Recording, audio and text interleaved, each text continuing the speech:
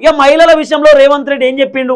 మహిళలకు 2500 రూపాయలు ఇస్తా, మహిళలకు కళ్యాణ లక్ష్మి, మహిళలకు షాదీ ముబారకు, మహిళలకు తులం బంగారము, మహిళలకు స్కూటీలు, మహిళలకు సైకిళ్ళు, మహిళలకు బతుకమ్మ చీరలు, 0 వడ్డీ రుణాలు, ఇక మహిళలకు మేము పెట్రోల్ బంకులు ఇస్తున్నాం, బస్సులు ఇస్తున్నాం, సబ్సిడీ ఇస్తున్నాం.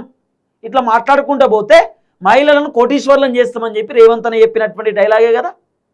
మరి రేవంత్ అన్న ఏం చేసిండు? ఇక రేవంత్ అన్న చెప్పిండు ఇంటర్నేషనల్ స్కూళ్ళు కడతాం మండలాలలో అని చెప్పిండు, అవి కూడా చేయలే. ఇవాళ జనాలు రేవంత్ రెడ్డిని ఎందుకు తిడుతుర్రు? రేవంత్ రెడ్డిని విమర్శలు చేయడానికి గల కారణం ఏంది? కాంగ్రెస్ గవర్నమెంట్ వచ్చిన కాంచెలు ఇప్పటిదాకా ఏ చక్కగా కాలే.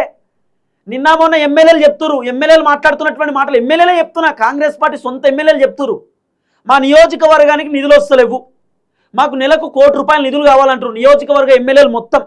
ఒరిజినల్ కాంగ్రెస్ పార్టీ ఎమ్మెల్యేలు, పార్టీ మారిన వాళ్ళు కాదు, మళ్ళా బీఆర్ఎస్ వాళ్ళు కూడా కాదు, బీజేపీ వాళ్ళు కాదు, ఎంఐఎం కాదు, కాంగ్రెస్ పార్టీ ఎమ్మెల్యేలు చెప్తున్నారు మా నియోజకవర్గానికి నిధులు వస్తలేవు, మా నియోజకవర్గంలో ఎక్కడ వేసినటువంటి గొంగడ అక్కడనే ఆగిపోయింది, మా నియోజకవర్గంలో రోడ్లు కాలేదు, స్కూళ్ళు కాలేదు, బ్రిడ్జ్లు కాలేదు, ఏది కాలే, ప్రాజెక్టులు అట్నే పాడైనాయి, మోరీలు కూడా కట్టలే, మేమంతా ఇబ్బంది పడుతున్నాం. కాబట్టి ఎట్టి పరిస్థితులలో మాకు నెలకు ₹1 కోటి బడ్జెట్ శాంక్షన్ చేయమని చెప్పి ఎమ్మెల్యేలు ముఖ్యమంత్రి రేవంత్ రెడ్డి చెప్పుకునేటటువంటి పరిస్థితి వచ్చింది. అందుకే జనాలు అంటున్నారు కేసీఆర్ పైన కొత్త నినాదం ఏమని, మంచో చెడో కేసీఆరే ఉండాలి, కేసీఆర్ ఉన్నప్పుడు రావాల్సినవి అన్నీ వచ్చినాయి, కేసీఆర్ ఉన్నప్పుడు కావాల్సినవి అన్నీ అయినాయి, కేసీఆర్ ఉన్నప్పుడు అన్ని అంశాలు చేసిండు కదా, జరగనట్టు ఏమున్నాయి? సరే కేసీఆర్ తెలియకుండా బీఆర్ఎస్ పార్టీకి సంబంధించిన ఎమ్మెల్యేలు, ఎంపీలు, మంత్రులు, ఎమ్మెల్సీలు దందాలు, కబ్జాలు, సెటిల్మెంట్లు ఇవి చేసిర్రు.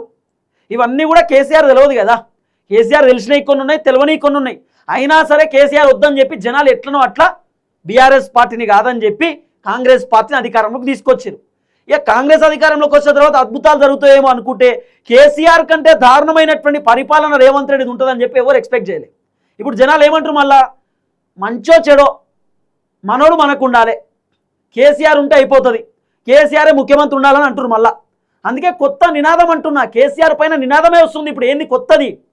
రేవంత్ పోవాలి, కేసీఆర్ రావాలి, కాంగ్రెస్ గవర్నమెంట్ పోవాలి, బీఆర్ఎస్ గవర్నమెంట్ రావాలి, మంచో చెడో కేసీఆర్ ఉండాలి, మనోడు మనకు ఉండాలంటారు ఇప్పుడు. అంతే, ఇదే నినాదం ఇప్పుడు.